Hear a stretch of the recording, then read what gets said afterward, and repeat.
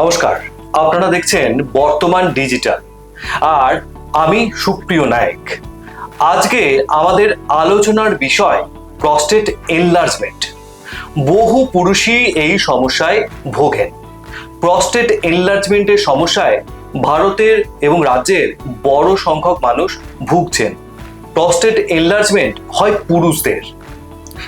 কি কি উপসর্গ দেখা দেয় এই রোগের, এই অসুখ চিনবেন কিভাবে এবং তার প্রতিকারই বা কি, আমরা সমস্ত কিছুই জানব।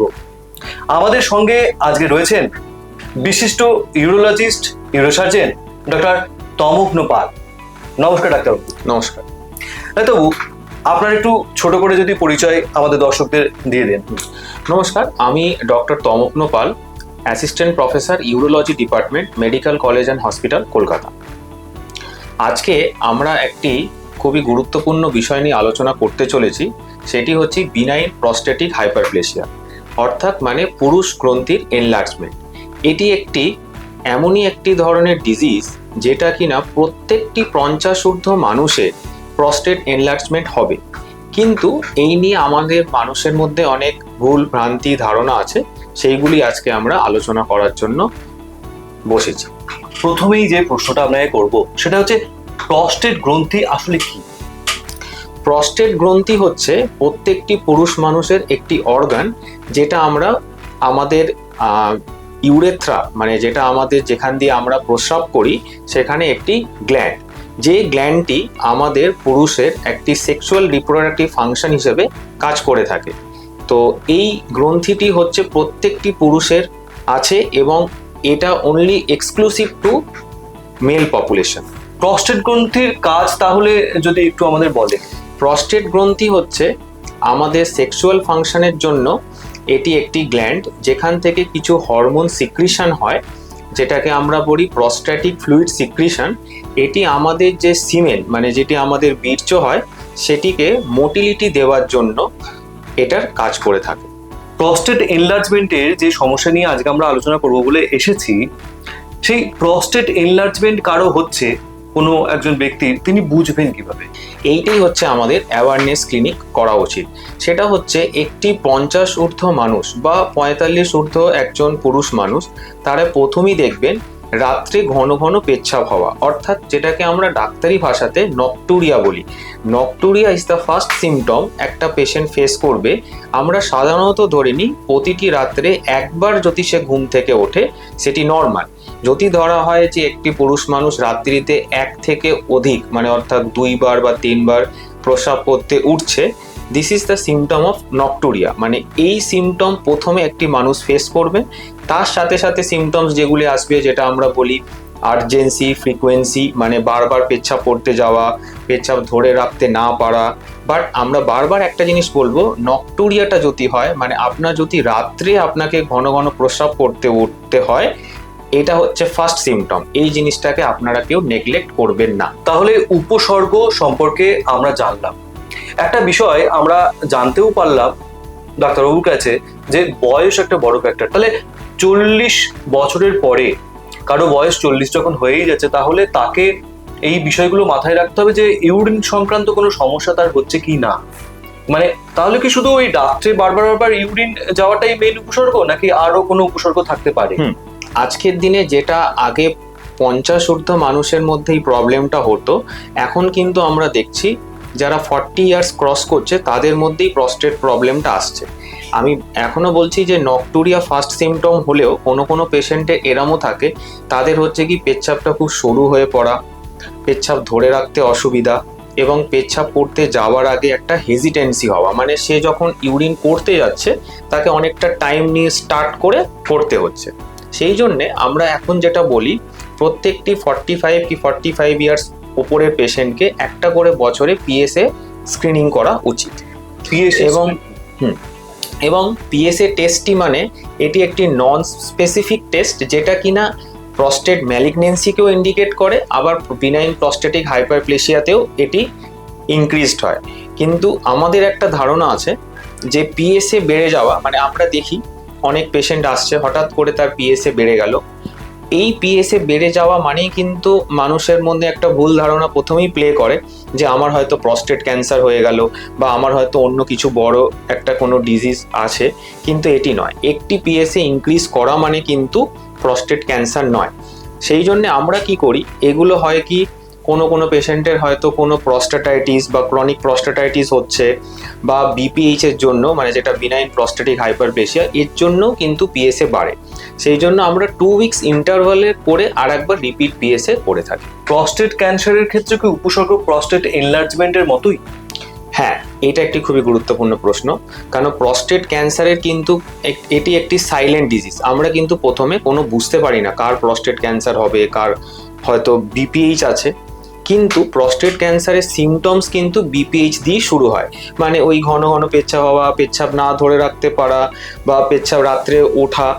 তারপর হচ্ছে আর একটা যেটা ব্যাপার হচ্ছে, কোনো সময় এই পেশেন্টের একটু হিম্যাচুরিয়া হয়, মানে পেচ্ছাপের সাথে ব্লাড আসা। তো যদি কোনো পেশেন্ট পেচ্ছাপের সাথে যদি ব্লাড আসে, সেটি যেন নেগলেক্ট না করে। খুব গুরুত্বপূর্ণ বিষয় ডাক্তারবাবু আমাদের জানালেন। দর্শকরা আশা করি সবটাই শুনছেন। পরবর্তী প্রশ্ন যেটা আমি আপনাকে করবো ডাক্তারবাবু, যখন প্রস্টেট এনলার্জমেন্টের কোনো সমস্যা নিয়ে কোনো রোগী আপনার কাছে আসছেন, তখন আপনি প্রথম কি তাকে অপারেশন করানোর পরামর্শ দেন নাকি ওষুধেই কাজ হয়? কোনো পেশেন্ট যদি কোনো একজন ইউরোলজিস্টের কাছে আসে এই সিমটমসগুলো নিয়ে, যে বারবার পেচ্ছাপ হওয়া বা পেচ্ছাপ ধরে রাখতে না পারা, মানুষের একটা মেন প্রবলেম থাকে, তারা ভাবে কি আমাদের হয়তো কোনো সুগার আছে বহুদিন ধরে, সুগারের জন্য আমাকে বারবার পেচ্ছাপ করতে যেতে হবে। কিন্তু না, আজকের দিনে কিন্তু আমাদের ফার্স্ট পেশেন্ট যখনই আমাদের কাছে আসে, আমরা 4টি ইনভেস্টিগেশন করি। একটা হচ্ছে পেশেন্টের ইউরিন রুটিন অ্যান্ড কালচার, মানে আমরা দেখতে চাই যে ওনার এই ঘন ঘন পেচ্ছাপ বা এই প্রবলেমটা কোনো ইউরিনে ইনফেকশনের জন্য নয়তো। দ্বিতীয় হচ্ছে আমরা একটা আলট্রাসোনোগ্রাফি করি, যেটা ইউএসজি কেউবি, তার সাথে একটা পিভিআর মানে পোস্ট ভয়েড রেসিডুয়াল, মানে ওনার প্রস্টেট ভলিউমটা কত বড় আছে এবং কতটা ইউরিন ওনার জমে থাকছে পেচ্ছাপ করার পরে। নেক্সট হচ্ছে একটা আমরা ইউরোফ্লোমেট্রি করি, অর্থাৎ কিনা পেচ্ছাপের গতির টেস্ট, মানে ওনার একটা পেচ্ছাপের ফ্লোটা কীরকম আছে। মানে দেখা যায় অনেক পেশেন্টের কি হয়, হয়তো প্রস্টেটের সাইজটা বড় কিন্তু ওনার ইউরিনের ফ্লোটা ভালো আছে। অর্থাৎ এই সিচুয়েশানে কিন্তু মানে ওনার প্রস্টেট গ্ল্যান্ড বড় হওয়ার সাথে কিন্তু সবসময় যে ইউরিন কম হবে বা সিমটমসগুলো কিন্তু নয়। মানে এরকমও আমরা দেখেছি যাদের প্রস্টেট সাইজ খুব ছোট, হয়তো নর্মাল মানে 24-25 গ্রাম কাছাকাছি আছে, কিন্তু তার একটা সিভিয়ার অবস্ট্রাকটিভ সিমটমস নিয়ে সে প্রেজেন্ট করছে। আবার অনেক পেশেন্ট আছে যাদের দেখা যাচ্ছে যে তার একটা হিউজ প্রস্টেট, হয়তো 90 গ্রাম প্রস্টেট, 100 গ্রাম প্রস্টেট, কিন্তু তার কিন্তু কোনো সিমটমস নেই। সেই জন্যে আমরা 4টি ইনভেস্টিগেশন করি, একটা urine routine culture, uroflowmetry, USG KUB, PVR, তার সাথে পিএসএ। এই টেস্টগুলো করার পরে যদি আমরা সত্যিই দেখি যে হ্যাঁ ওনার প্রস্টেট গ্ল্যান্ডটা এনলার্জড হচ্ছে, ইউরিন জমে থাকছে, ইউরোফ্লোমেট্রি রিপোর্টে একটু মাইল্ড অবস্ট্রাকশন আছে, আমরা প্রথমে ওষুধ থেরাপি দিয়ে থাকি, যেটাকে আমরা 2টো ওষুধ হয়ে থাকে। একটা হচ্ছে ট্যামসুলোসিন, মানে যেটা আমরা বলে থাকি alpha blocker, alpha 1A selective blocker দিয়ে থাকি ট্যামসুলোসিন, আর সিলোডোসিন। এখানে একটা মাপ আছে, এটা ডাক্তারি ভাষাতে বলা হয়, যদি আমরা দেখি কোনো প্রস্টেট গ্ল্যান্ড 30 গ্রামের নিচে থাকে, তাহলে আমরা প্রথমে ট্যামসুলোসিন অ্যাপ্লাই করে থাকি। আর যদি দেখা যায় যে না 30 গ্রামের ওপরে যাচ্ছে, ট্যামসুলোসিন দেওয়ার পরেও আমার সিমটমস ইমপ্রুভ করছে না, তখন আমরা কি করি, ট্যামসুলোসিনের সাথে ডিউটাস্টেরয়েড বলে একটা কম্পাউন্ড আছে, সেই দুটোকে আমরা অ্যাড করে পেশেন্টকে আমরা প্রতি রাতে ঘুমানোর আগে খেতে বলা হয়, এবং পেশেন্টকে বলা হয় যে রাত্রে ঘুমানোর 2 ঘন্টা আগে থেকে জল খাওয়াটা কমিয়ে দেবে। যতদিন ধরে শুনছি যে প্রস্টেট এনলার্জমেন্ট হয়, ততদিন ধরে এটা জানি যে প্রস্টেট এনলার্জমেন্টের চিকিৎসা মানে হচ্ছে শেষ পর্যন্ত অপারেশনই। ওষুধ দিয়ে কতদিন চালানো যেতে পারে? ওষুধ আমরা দিয়ে থাকি, এবং আমরা দেখি মোটামুটি, যদি এটা একটা স্টাডিতে দেখা গেছে, যদি আমরা 100টি পেশেন্টের ওপরে যদি আমরা ফার্স্টে ওষুধ প্রয়োগ করে থাকি, তাহলে কিন্তু 80% অফ দ্য পেশেন্ট তারা কিন্তু মেডিকেল থেরাপির ওপরে তারা স্যাটিসফাইড এবং তাদের সিমটমসগুলো কন্ট্রোলড। খুব 20% পেশেন্ট যাদের মধ্যে আমরা এই মেডিকেল থেরাপি দিলাম, মানে ওষুধ প্রয়োগ করলাম, আমরা মিনিমাম একটা টার্ম দেখি যে মিনিমাম 6 to 1 year আমরা একটা পেশেন্টকে ওষুধ দিয়ে দেখি যে ওনার সিমটমস ইমপ্রুভ করছে কিনা বা ওনার ইউরোফ্লোমেট্রি রিপোর্ট মানে ভালো আসছে কিনা প্রিভিয়াস ইউরোফ্লোমেট্রি থেকে। যদি দেখা যায় যে না, তাকে ওষুধ দিয়েও কিছু হচ্ছে না, তার অবস্ট্রাকটিভ সিনড্রোমস থেকে যাচ্ছে, প্রবলেম মানে বারবার হচ্ছে, মানে তাকে সেই ইউরিনের সিমটমস যা ছিল এবং তাই আছে বা তার থেকে ডিটোরিয়েট করছে, এই মানে অপশন বা এই সিচুয়েশনে আমরা পেশেন্টকে সার্জারির অ্যাডভাইস করে থাকি। সার্জারি কি কি অপশন রয়েছে বা আমাদের কাছে কিভাবে অপারেশনটা করা হয় সেটা নিয়ে যদি একটু বলেন। এখনকার দিনে ম্যাক্সিমাম সার্জারি সবই আমরা মাইক্রোস্কোপিক্যালি বা এন্ডোস্কোপিক্যালি করা থাকে, মানে যেটাকে আমরা বলি আজকের দিনে প্রস্টেটের জন্য কাটা ছেঁড়া করতে হয় না, সবটাই আমরা এন্ডোস্কোপির মাধ্যমে করে থাকি। মানে আমরা ক্যামেরা দিয়ে আপনার প্রস্টেট গ্রন্থির কাছাকাছি পৌঁছাই এবং যেটুকু পোর্শন আপনার অবস্ট্রাক্ট করছে সেটাকে আমরা মাইক্রো সার্জারি করে থাকি। এবং এই মাইক্রো সার্জারির যে পদ্ধতি, যেটা আজ থেকে ধরুন 50 বছর আগে যেরকম স্টার্ট হয়েছিল, আজকে আমরা 2026-এ আসার পরে এই মাইক্রো সার্জারিরও অনেক ইমপ্রুভমেন্ট হয়েছে। এখন যেমন আমরা লেজার সার্জারি করে থাকি। লেজার সার্জারিতে সুবিধা হচ্ছে কি আপনার ব্লিডিং চান্স খুবই কম, হিমাচুরিয়া হয় না, পেশেন্টের পোস্ট অপারেটিভ কমপ্লিকেশনস কম হয়, পেশেন্টকে আমরা 1-2 দিনের মধ্যে পেশেন্টকে ডিসচার্জ করতে পারি। এবং সবথেকে বড় ব্যাপার হচ্ছে যেগুলো আগে অনেক বড় প্রস্টেট হতো, ধরুন আপনার 150 গ্রাম 200 গ্রাম এত হিউজ প্রস্টেট, আমাদেরকে আগে ওপেন সার্জারির দিকে যেতে হতো। এখন আমরা লেজার সার্জারি, যেগুলো নতুন এখন হোলমিয়াম লেজার এসেছে বা থুলিয়াম লেজার এসেছে, যেগুলোকে আমরা হোলেপ বা থুফলেপ বলে থাকি, তাতে কিন্তু আমরা বড় বড় প্রস্টেট গ্ল্যান্ডগুলোকে সার্জারি আমরা করছি এবং কমপ্লিকেশনস ছাড়। সার্জারি বিষয়টি নিয়ে আরো একটা প্রশ্ন আমি করবো, সেটা যে সরকারি স্তরে কি কোনো খরচ হয় এই সার্জারি করার? হ্যাঁ, এটি একটি খুবই ইম্পর্টেন্ট প্রশ্ন। সরকারি স্তরফে মানে সরকারি জায়গাতে কিন্তু সব রকমের সুবিধা এখন এসে গেছে। আপনার হোলেপ থুপলেপ যে রকমই সার্জারি হোক না কেন, এগুলো কোনো পয়সা লাগে না, সবটা বিনামূল্যে চিকিৎসা এটা করা হয়। আজকে ধরুন যত বড় বড় কলকাতার মেডিকেল কলেজগুলো আছে, এসএসকে মেডিকেল কলেজ, এনআরএস, এই সবকটি হসপিটালে কিন্তু আপনার লেজার অ্যাভেলেবেল আছে এবং এগুলির জন্য আপনাকে কোনো খরচা লাগে না, পুরোটাই আমরা বিনামূল্যে করে থাকি। অপারেশনের পরে কি আবারও প্রস্টেটের সমস্যা হতে পারে? অনেক পেশেন্টই আসে, তারা বলে যে ডাক্তারবাবু আমার তো নয় অপারেশন নয় হয়ে গেল, কিন্তু আমি দেখলাম অমুক একজনের উনি অপারেশন করেছিলেন, তারপরে কিন্তু আবার ওনার প্রস্টেটে প্রবলেম রেকারেন্স হলো। এটি একটি খুবই ইম্পর্টেন্ট প্রশ্ন, এই জন্য বলছি কারণ মানুষের মধ্যে অ্যাওয়ারনেসটা এখনো আসেনি। যদি আমরা মডার্ন টেকনোলজি নিয়ে যদি আমরা লেজার সার্জারি করি বা মাইক্রো সার্জারি যদি ঠিকভাবে করা হয়ে থাকে, একটি পেশেন্টের প্রস্টেট সার্জারি পরে মিনিমাম 10 থেকে 12-15 বছর তার নতুন করে সিমটমস, নতুন করে প্রস্টেট গ্ল্যান্ড এনলার্জমেন্ট হওয়ার চান্সটা খুবই কম। কিন্তু একটা কথা বলি, আমাদের ডাক্তারি ভাষাতে আমরা কিন্তু 2+2 যেহেতু 4 হয় না। এখন ধরুন কোনো পেশেন্টের হলো যে আমি 100টা পেশেন্টের অপারেশন করলাম, তার মধ্যে হয়তো 2টো পেশেন্টের হয়তো এরকম দেখা গেল তাদের প্রস্টেট এনলার্জমেন্ট রেকার হলো, কিন্তু এটা মেডিকেল সায়েন্সের ফ্যালাসি বলতে পারেন। কারণ কি মেডিকেল সায়েন্স 100% কোনোদিনই 2+2 4 হয় না, কিন্তু যেহেতু আমরা ধরে নিই যদি আমার 98% মানুষের যদি সাকসেসফুল হয়, সেটাকেই আমরা গ্যারেন্টি হিসেবে ধরে রাখি যে হ্যাঁ এটি আজকের দিনে লেজার সার্জারি, আজকের দিনে স্ট্যান্ডার্ড অফ সার্জারি আমরা বলে থাকি।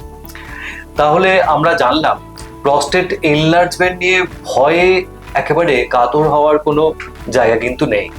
যখনই আপনার উপসর্গ দেখা দেবে তখনই চিকিৎসকের কাছে গিয়ে অবশ্যই সঠিক পরামর্শ নিন। ডাক্তারবাবু, আমরা একবারে শেষে চলে এসেছি আলোচনার। আমাদের দর্শকদের জন্য আপনি যদি কোনো বার্তা দেন প্রস্টেট এনলার্জমেন্ট সংক্রান্ত, তাহলে খুবই ভালো হয়। আমার লাস্ট ওপিনিয়ন থাকবে আপনাদের কাছে, যেটা সব থেকে ইম্পর্টেন্ট, প্রস্টেট এনলার্জমেন্ট নিয়ে ঘাবড়াবেন না। আপনারা যখন কোনো ডাক্তারবাবুর কাছে গেছেন, তিনি হয়তো আপনাকে বললেন যে আপনার প্রস্টেট বেড়ে গেছে, 80 গ্রাম প্রস্টেট, 80 গ্রাম প্রস্টেট হয়ে আছে, প্রথমেই ঘাবড়াবেন না। প্রথমেই আপনি একজন ইউরোলজিস্ট ডক্টরের কাছে দেখা করবেন। আপনার কাছে ইউরোলজিস্ট ডক্টরই আপনার এই প্রস্টেট এনলার্জমেন্ট ট্রিটমেন্ট করতে পারবেন। মনে আজকের দিনে কোনো রকম দ্বিধা আশঙ্কা ভয় করবেন না। প্রস্টেটের কিন্তু আজকের দিনে প্রথম কথা হচ্ছে মেডিকেল ট্রিটমেন্ট এতটাই ভালো যে আমরা মেডিকেল ট্রিটমেন্ট করে 80% পেশেন্টকে আমরা কন্ট্রোল এবং কিওর করতে পারি। 20% পেশেন্টের সার্জারি লাগে এবং সার্জারিটাও আজকের দিনে কমপ্লিকেশন খুবই কম। 100% কমপ্লিকেশন ফ্রি কেউই বলতে পারে না, কোনোদিনই হয় না, কিন্তু 90% পেশেন্ট কিন্তু সাকসেসফুল রেজাল্টস নিয়ে গেছে এবং তারা অপারেশনের পরে দীর্ঘ 20-25 বছর একদম সুস্থভাবে আছেন এবং তাদের কিন্তু 20-25 বছর কোনো প্রস্টেটের কোনো ওষুধ খেতে হয়নি এখনো পর্যন্ত।